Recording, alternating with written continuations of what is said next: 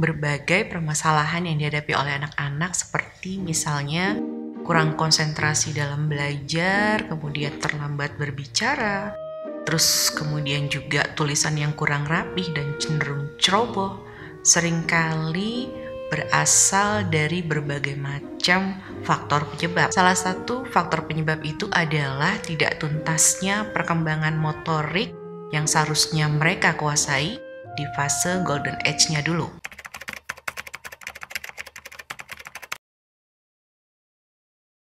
Assalamualaikum warahmatullahi wabarakatuh. Selamat pagi, siang, sore, malam untuk semua teman-teman yang ada dimanapun.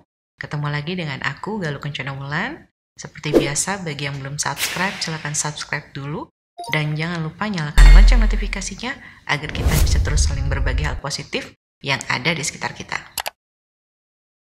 Sejak lahir, anak-anak dianugerahi kemampuan untuk mengembangkan fungsi sensorik motoriknya. Inisiasi menyusui dini atau IMD merupakan usaha awal yang dapat dilakukan oleh anak-anak agar dapat melatih daya juangnya sehingga ia dapat adaptif menghadapi lingkungan barunya. Dan seiring bertambahnya usia, maka bertambah pula tugas-tugas perkembangan sensorik motorik yang harus mereka kuasai agar mereka bisa terampil menghadapi hidup di fase-fase perkembangan berikutnya. Oleh karena itu penting sekali kita sebagai orang tua untuk bisa mengetahui milestone anak-anak kita, yaitu sebuah wawasan tentang kemampuan apa saja sih yang harus dikuasai mereka, terutama di usia fase golden age-nya.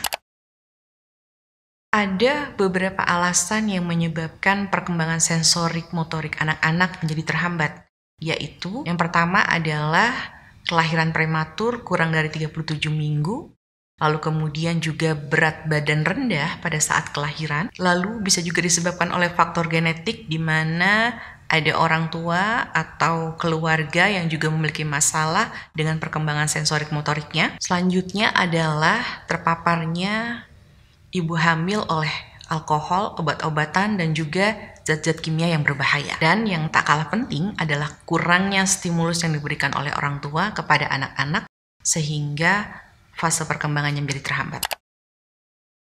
Hari ini begitu banyak masalah yang terjadi pada anak-anak usia sekolah dan juga remaja yang disebabkan oleh kurangnya stimulus bagi perkembangan sensorik motorik mereka. Jika beberapa dekade lalu ketika orang tua tidak begitu intens memberikan stimulus, hal ini bisa tetap terpenuhi anak-anak berkembang sensorik motoriknya oleh permainan-permainan tradisional yang sering sekali mereka ulang-ulang ketika mereka bermain di luar rumah. Namun di era digital seperti hari ini, di mana kegiatan motorik tadi harusnya menjadi media atau sarana bagi pertumbuhan sensorik motoriknya, hari ini kian tergerus oleh kecanggihan gadget yang berada dalam genggaman anak-anak, di mana pemakaiannya juga memiliki waktu yang lebih besar daripada kegiatan-kegiatan yang lainnya. Sehingga jika orang tua kurang menstimulus perkembangan sensorik motoriknya, maka ini akan menyebabkan terjadinya begitu banyak permasalahan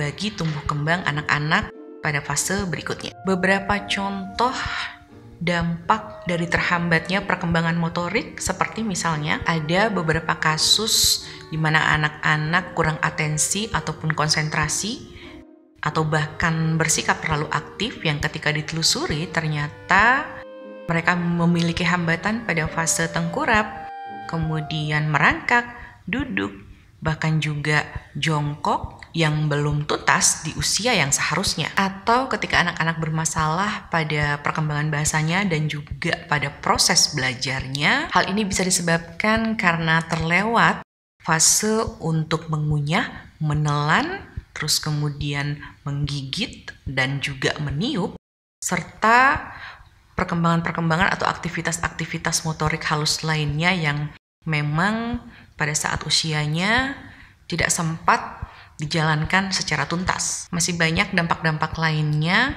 yang diakibatkan karena terhambatnya perkembangan sensorik motorik anak-anak yang berefek pada kurang terampilnya anak-anak dalam menghadapi hidup mereka sehari-hari. Hal ini sebenarnya sesuai dengan anjuran Rasulullah SAW yang menyatakan bahwa ajarilah anak-anakmu untuk berenang, berkuda, dan juga memanah. Anjuran ini diwariskan oleh Rasulullah SAW kepada kita tentunya dengan begitu banyak makna yang terkandung di dalamnya. Pada saat berenang, anak-anak akan belajar untuk melatih daya tahannya yang kuat. Pada kegiatan berkuda, anak-anak belajar tentang kecepatan dan juga efektivitas. Sementara pada kegiatan memanah, anak-anak belajar tentang bagaimana cara melakukan sesuatu hal itu agar tepat sesuai dengan sasaran yang telah direncanakan. Ketiga keterampilan ini merupakan keterampilan yang sangat berguna bagi anak-anak dalam menghadapi berbagai permasalahan yang mereka temui dalam kehidupan sehari-hari. Dan Rasulullah menganjurkan untuk melakukan atau melatih semua aktivitas-aktivitas tersebut bahkan sejak pada fase anak-anak. Jika memang ternyata ada milestone yang terlewat pada fase golden age-nya dan ini berdampak memberikan berbagai macam masalah pada anak-anak, maka kita bisa segera mencarikan solusi dengan membawa anak-anak kita ke tenaga profesional atau datang ke klinik tumbuh kembang agar anak-anak kita mendapatkan penanganan yang sesuai. Sebab anak-anak berhak untuk mendapat kesempatan mengembangkan potensinya secara maksimal dengan sistem sensorik motorik yang optimal. Sekian dulu video kali ini, semoga bermanfaat. Jangan lupa yang belum subscribe, silahkan subscribe dan nyalakan lonceng notifikasinya agar kita bisa terus saling berbagi hal positif yang ada di sekitar kita. Kita ketemu lagi di video selanjutnya. Assalamualaikum warahmatullahi wabarakatuh.